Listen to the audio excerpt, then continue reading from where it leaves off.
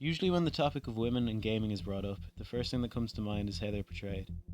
More often than not, women are underrepresented as characters in mainstream games, and the portrayals often reflect traditional gender roles, sexual objectification, and negative stereotypes. Of course, this problem isn't as prevalent as it was, say, 10 or 20 years ago, but it still exists.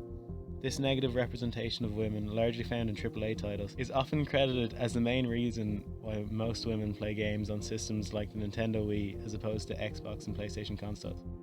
According to a survey carried out in 2010 by Entertainment Software Rating Board, 80% of female gamers played on the Wii, 11% on the Xbox, and 9% on the PS3. In comparison, only 41% of male gamers played on the Wii, with 38% playing on Xbox and 21% playing on PlayStation. However, we feel that this huge difference in preferred consoles is more than just a result of gender representation. It is a result of lack of genre diversity. In another survey carried out by Entertainment Software Association in 2014, 48% of all gamers in the United States were women, and almost identically in the UK, 52% of gamers. As we mentioned earlier, in 2010, female gamers tended to shy away from major consoles, and as of late, this has not changed much. A study carried out by Super Data Research in 2014 found that women compose 58% of the mobile market, 54% of the RPG market, and 50% of the PC market, including social games. Male gamers, on the other hand, compose the large majority of MMO and first-person shooter markets. Taking this into consideration, it's easy to understand why female gamers tend not to choose Xbox or PlayStation consoles as their platform of choice, with 3 of the top 5 selling console games in 2014 being action-adventure shooters of some kind: Call of Duty, Advanced Warfare, GTA 5, Destiny.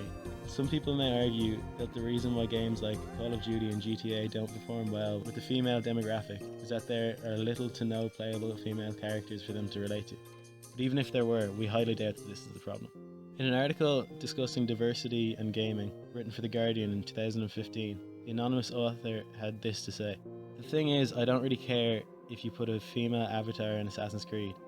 You can put as many women as you like into FIFA, or make the entire cast of Gears of War tough action chicks. I still won't play those games. I don't care about shooting people. I don't care about winning the World Cup. You can't put a pink bow on a tank and assume different audiences are going to flock to it." Now, that's not to say that there aren't female gamers out there who enjoy violent shooters like Gears of War, but statistically, the proof is that a majority don't. The author then goes on to say how she longs for more narrative, platformer, and strategy games that don't have a shoot 'em up aspect to them. She cites this as the main reason why she's yet to upgrade to an Xbox One or PS4 and prefers to stick to her Nintendo Wii and phone as her main outlets for gaming. With the increasing number of indie titles being supported on both Xbox and PlayStation, this lack of diversity in gaming will hopefully improve. From Braid, an incredible smart puzzle platformer, to Rocket League, which just won Best Indie Game at 2015 Game Awards, the indie game market seems to be catering more and more for a wider audience, female gamers in particular. In terms of big AAA releases, however, the future doesn't look as bright. In an article entitled "Why Games with Female Protagonists Don't Sell," the author Becky Chambers writes that the AAA studios have found their formula for creating mountains of cash, and like everyone else in the history of corporate entertainment, they see no reason to deviate from it. We think there is still hope though. Take the recently rebooted Tomb Raider franchise, for example. Before the game's release in 2013, the developer Square Enix stated that it expected to suffer an extraordinary loss. It ended up selling over 8.5 million copies, setting a franchise record. Here was an adventure game with a challenging strategic element, an interesting and well-told story, and a strong female protagonist. The game sold well with both male and female gamers.